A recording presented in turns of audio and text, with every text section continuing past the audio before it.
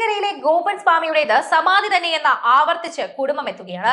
സമാധിയിൽ നിന്നുള്ള വരുമാനം ഉപജീവന മാർഗമായി ഉപയോഗിക്കില്ലെന്നും പോലീസ് അന്വേഷണവുമായി പൂർണ്ണമായി സഹകരിക്കുമെന്നും കുടുംബം അറിയിച്ചു. ഗോപന്റെ പോസ്റ്റ്മോർട്ടം റിപ്പോർട്ടിന്റെ പകർപ്പ് പുറത്തു വന്നതിന് പിന്നാലെ മക്കളായ രാജസേനൻ, സനന്ദൻ, ഭാര്യ സുലോചന, വിഷ്ണുപുരം ചന്ദ്രശേഖരൻ, അഭിഭാഷകനും യുവമോർച്ച നേതാവുമായ രഞ്ജിത്ത് എന്നിവർ മാധ്യമങ്ങളോട് പ്രതികരിക്കുകയായിരുന്നു ഇക്കാര്യങ്ങൾ പറഞ്ഞത്. പോസ്റ്റ്മോർട്ടം റിപ്പോർട്ടിൽ പറയുന്ന ചതവുകൾ ഗോപൻ ചുമട്ടുതൊഴിലാളിയായിരുന്നപ്പോൾ ഉണ്ടായിരുന്നതായിരിക്കാമെന്നാണ് ഭാര്യ സുലോചന പറയുന്നത്.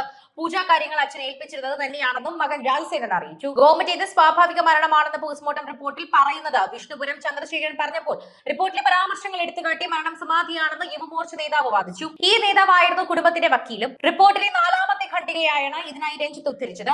കല്ലറയും ഇതിന് ഏതു വിധത്തിലാണ് അദ്ദേഹം മൃതദേഹം കാണപ്പെട്ടതെന്നുമാണ് ഈ ഭാഗത്ത് പറയുന്നത്. കല്ലറ തുറന്നപ്പോൾ മൃതദേഹം ചമ്രം പടഞ്ഞിരിക്കുന്ന ഇടയിലായിരുന്നുവെന്നും ശരീരത്തിന് ചുറ്റും ചാര നിറത്തിലുള്ള പൊടിപടലങ്ങൾ, അതായത് ഭസ്മം ഉണ്ടായിരുന്നതായും റിപ്പോർട്ടിൽ രഞ്ജിത്ത് ഉദ്ധരിച്ച ഭാഗം പറയുന്നു.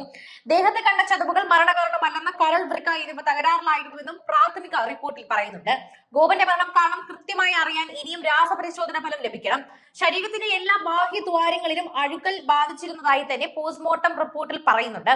ശരീരത്തിൽ പ്രധാനമായും 4 ചതവുകളാണ് കണ്ടെത്തിയതായി എടുത്തു പറയുന്നത്. മൃതശരീരം ജീർണാവസ്ഥയിലായിരുന്നതിനാൽ തന്നെ മറ്റ് ബാഹ്യ മുറിവുകൾ നിർണ്ണയിക്കാൻ കഴിഞ്ഞിട്ടില്ല. അസ്ഥികൂടം ഉൾപ്പെടെയുള്ള ആഴത്തിലുള്ള ഘടകങ്ങൾ പരിക്കില്ല.